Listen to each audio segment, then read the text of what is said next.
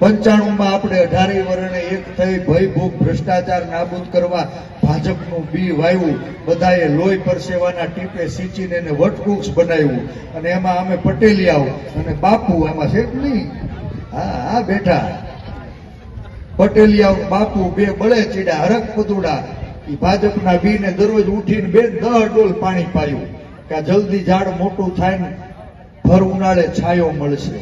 15માં અમારે અખતરો કરવાનો થયો ને ત્યારે ખબર પડી કે વાહા ફાટી ગયા. આજ ભાજપના નેતાઓ, એની સરકાર, એની સૂચનાથી એની પોલીસે અમારી મા બેન દીકરીઓને મારીને લોટ બાંધી દીધો.